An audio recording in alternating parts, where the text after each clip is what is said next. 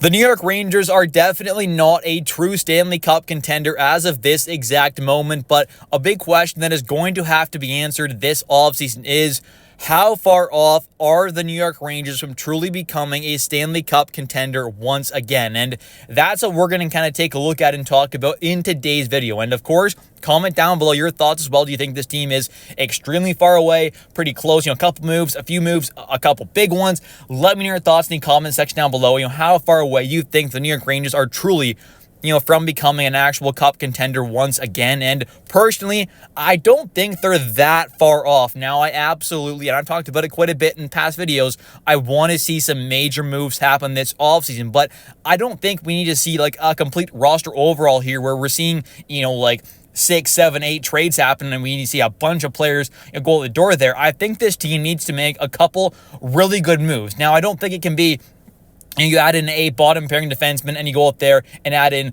2 bottom, 6 forwards there and you call it an offseason and things are fixed and perfect.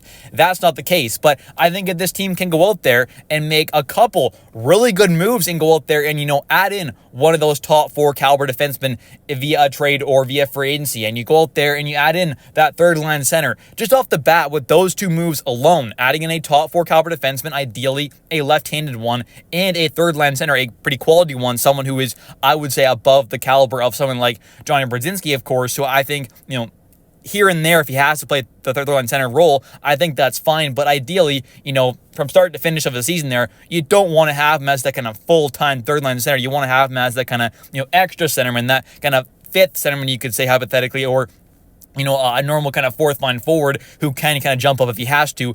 And I think it's definitely going to be very interesting to kind of see what the Rangers' actual plan is going to officially be to kind of try and fill that third line center role, because they could, of course, go after a kind of older, more proven kind of guy like a Sam Bennett, for example, who isn't super old, but obviously is a very proven guy, someone who is going to get a lot of money in free agency, is going to get, that 7.5, 8 mil kind of plus. So it's going to be a lot of money there. Obviously, he's going to get a ton, and it definitely could be a bit of an overpay as well, because there are going to be so many teams after a guy like that who, can be a good kind of two-way centerman, solid defensively, solid offensively, of course, but we know what he's going to bring physically and to intimidate the other team. They're under their skin, of course, stick up for teammates, battle after whistles, do all that kind of stuff that you need to have in the playoffs there. He can do all that kind of dirty and tough, gritty stuff there. So that's kind of why he is such a special player and kind of a unique player, because he brings so much physicality. He brings a solid two-way game. He brings a lot of offense as well, especially come playoff time, but has all that gritty and that toughness that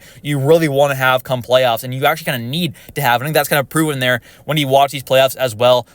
A lot of these teams that are still left alive aren't very soft for the most part there. I mean, sure, some players aren't the toughest in the world, but for the most part there, these teams have some grit and some toughness on the back and on the forward side of things there who are still alive in the playoffs. So I think that's something the Rangers definitely should be looking to add more of, and a guy like Sam Bennett could obviously do that, but of course, like I said, he's going to be, 7.5, 8 mil plus potentially, so he's going to be a lot of money there, and definitely, like I said, could be a bit of an overpay possibly. So do they go after a guy like that? Or do they look to go after someone like maybe a Jack McBain, who would be a much, much cheaper option? So I think it'll be pretty interesting to kind of see what this team decides to do with this pretty big need, because I think the third line center role is very, very important. If you're watching this year's playoffs, I mean, in any playoffs really in general, you can see that you need to have some depth down the middle there. You got to have that if you want to go on a long run, and pretty much all of these teams have some great depth down the middle that are still alive in the playoffs, and I think the Rangers have a pretty solid kind of 1, 2, and kind of 4 punch right now, with Sam Carrick as that 4C. Then you've got as that kind of 1-2 punch being JT Miller and Vincent Trocheck. But I do think there is a hole right now at that third line center spot. I think guys like, Juuso Parkerson and Johnny Brodzinski, sure, they can kind of fight for that spot, but to me, if this team wants to be a real cup contender, like a potential serious cup contender, and want to have the chance at going on a long playoff run next season and really compete for that cup, which I think they want to. I know some fans don't have the utmost faith in that happening, but I think this team wants to make some win-now moves, and I think if they want to be a real contender, like I said, a real competitive team next season there, having Juuso Parkerson and Brodzinski as that third line center full-time, I just don't think is quite the right decision. I think they're fine on this team, but having one of them as your full-time third line center, I'm just not 100% sold on yet. Now, I have some faith in Yusuf Parkston to potentially become that, and maybe he does next season there, and I'm wrong, and definitely possible, and I would be more than okay if that does happen and Yusuf becomes a great third line center. That'd be awesome, because he's the exact type of guy who you kind of want to have, honestly, at that spot there, who can bring some physicality.